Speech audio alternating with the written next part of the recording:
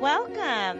This is RiaTalk for real people, where we're always keeping it real about real life. And here's your host, Maria. Hello, hello, hello. Welcome to Real Talk for real people. Let's talk. All right. What are we getting into tonight? Tonight, we're going to talk about Justin Timberlake. No, I'm just joking. No, I thought about his song. We're gonna talk about, the subject would be bringing smart and sexy back to the relationship, or bringing smart and sexy to the relationship. I once heard a preacher say, he used to always say, when I lived in Atlanta, his name was Pastor Charles. He said, don't leave your brains at the door. Everywhere you go, you may take your heart, but bring your brains with you. Don't leave your brains at the door. And his name was E.J. Childs.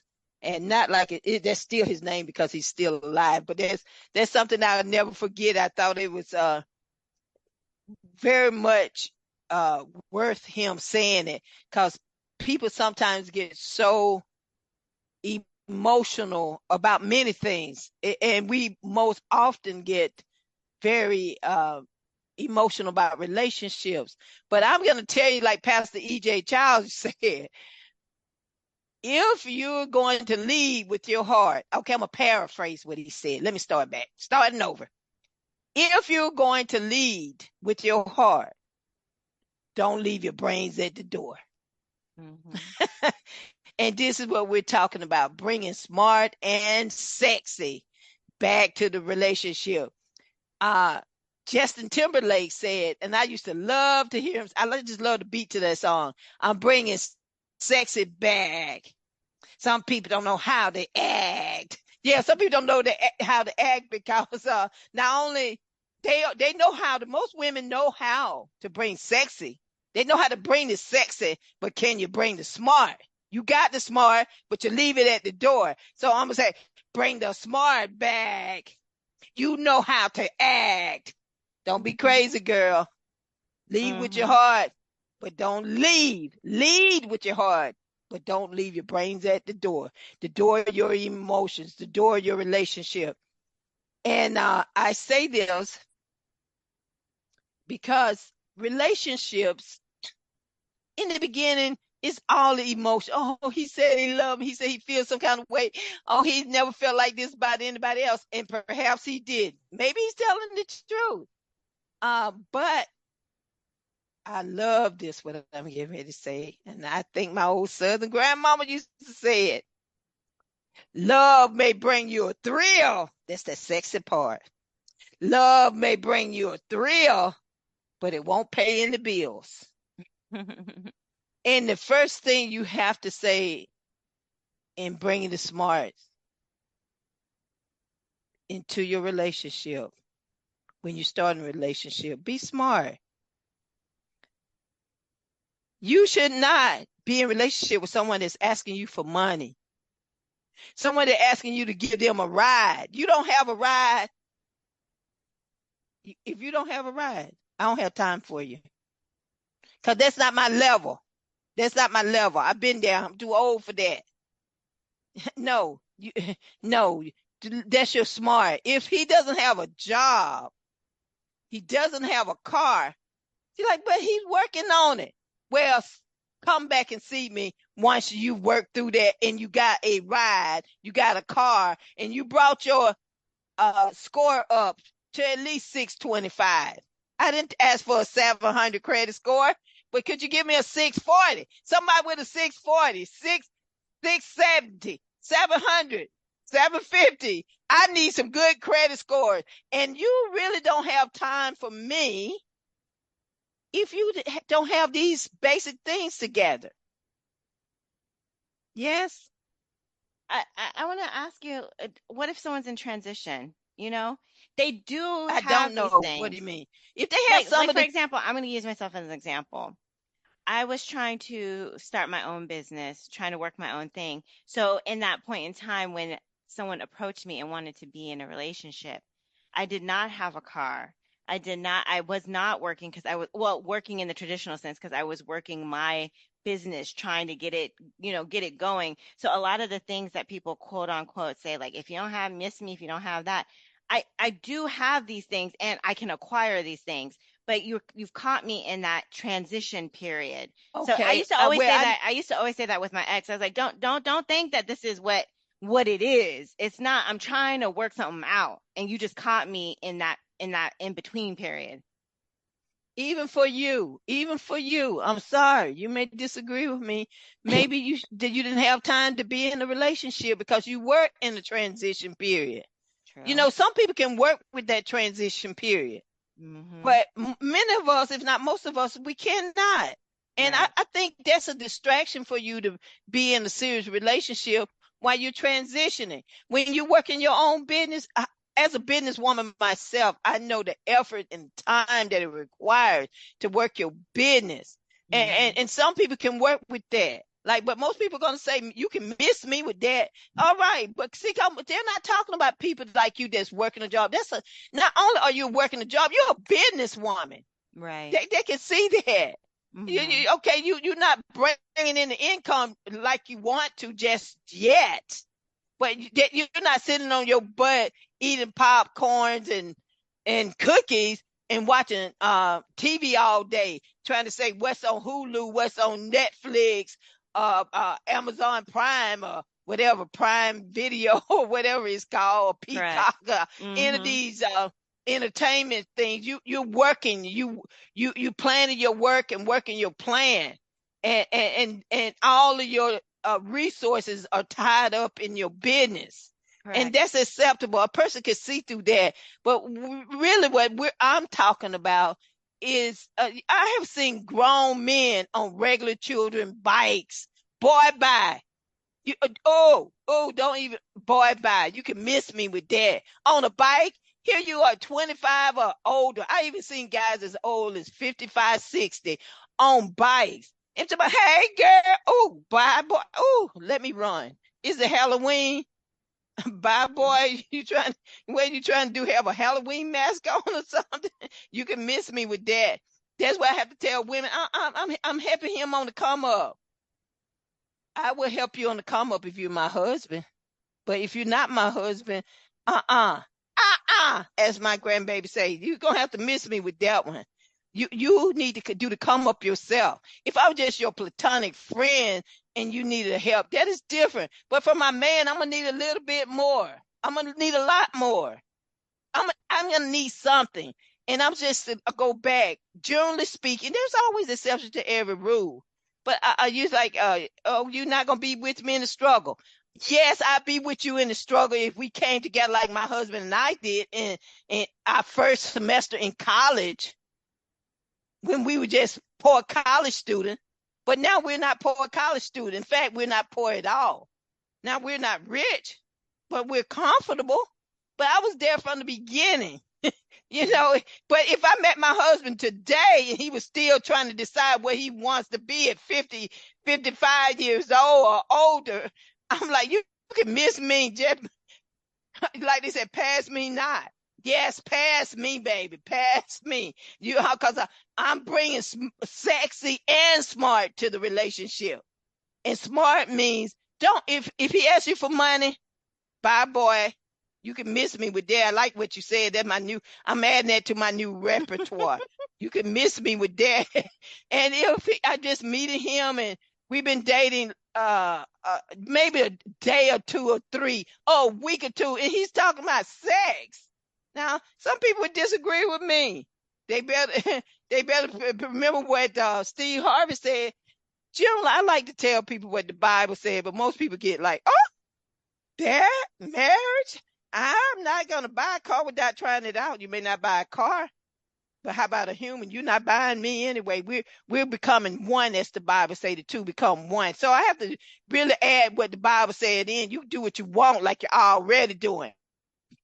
But I still had to add that in because I do know this is what I like to call a sidebar. Everything that God had asked, has told us, has commanded, not asked. He doesn't do the asking. What God has commanded us to do, He's only told us that because it's in our best interest, because he loves us so much. And I've learned that if we really do it God's way, we'll have less heartaches and pain and diseases. So I'm just telling you, if a man's automatically the first date, he's telling you and trying to pull your panties off, you can miss me with that. Bye, boy, because I'm dating for a mate.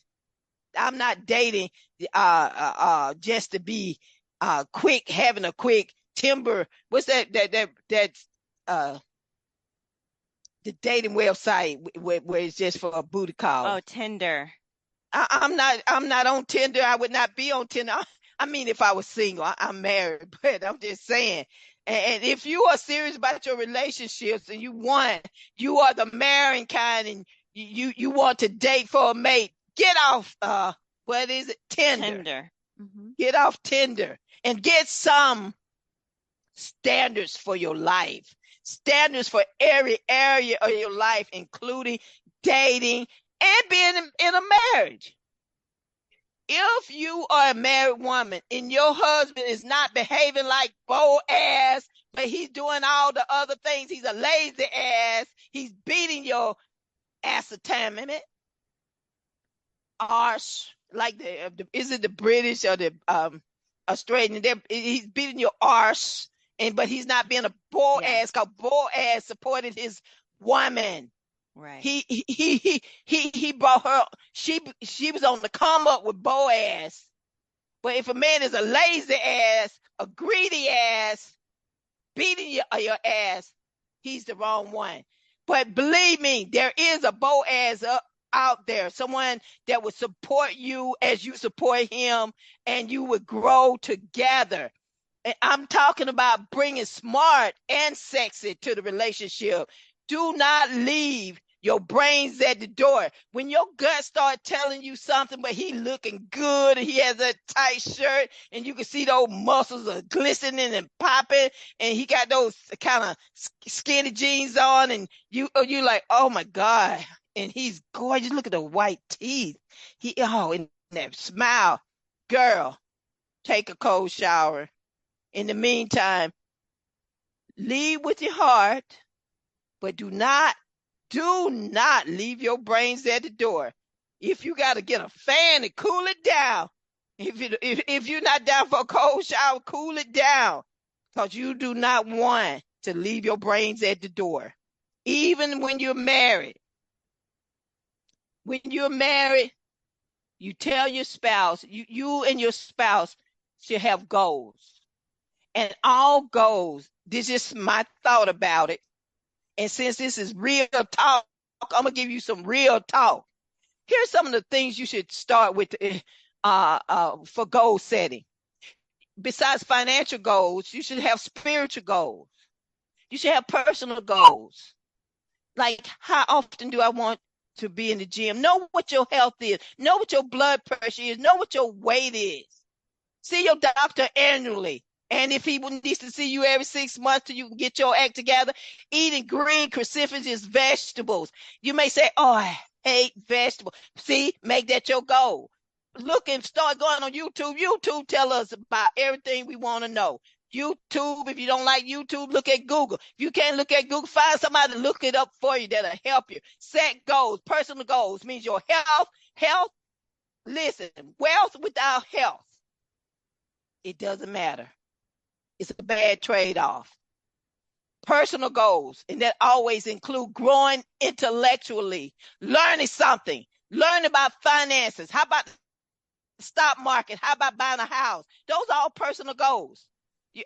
When you dream big. Dream big. Like, I can't even imagine myself owning a home. Girl, right now, dream about it. When you start to let yourself dream the impossible dream, you'll be amazed what God has in store for you. But I tell you, and I tell you this one last time, bringing smart and sexy to a relationship, that's whether you married, when sometimes you can help, not sometimes, all the time, you should be helpful one to another. submitting yourselves one to another, you and your spouse, because when all those goals I just talked about, those should be goals for you and your spouse. And if you have children, add them on it too. Once you learn how to have financial literacy, besides having intellectual literacy, have some financial literacy. And as you and your spouse learn, like I say, each one teach one. As you learn, teach your children. The Bible says, I believe somewhere in Proverbs, a good man leaves an inheritance for his children's children. That means you leave an inheritance for your grandchildren. This is what you need to plan for in your marriage. Leaving something. I heard Steve Harvey told this story. He said he talked to I don't know, it was his grandmama. He was telling a story about somebody, and she was telling, do you remember your granddad or your great granddad? And he said no. She said, why you don't remember? He said, I don't know. He said, because he ain't leave you nothing. Leave something behind, at least for a couple of generations to remember you, maybe even more, because each one teach one, each generation teach another generation. Like people say, oh, church people love to say this, generational curse. You be the cure for the curse.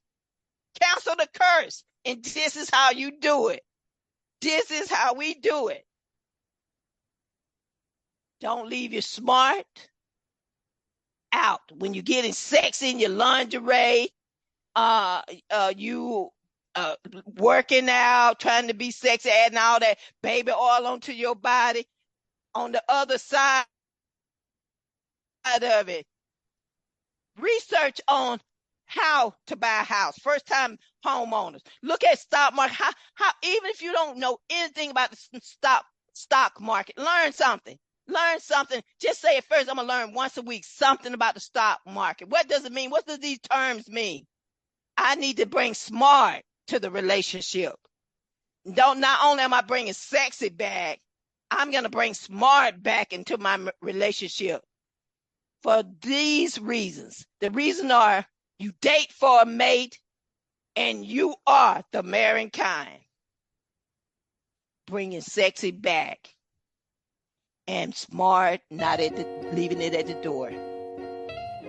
Okay, that's it for RiaTalk. Please leave your comments and your compliments below or on our Instagram account at RiaTalk. We're growing, guys. You can find this podcast on all podcast platforms. Just search for RiaTalk.